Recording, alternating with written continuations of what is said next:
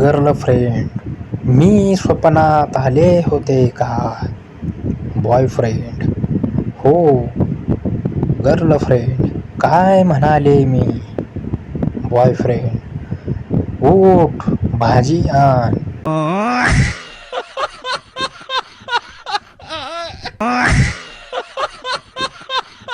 आई गृहपाठ केलास का? मुलगा हो. आई मग वही कोरी का आहे? मुलगा मनात लिहिलंय.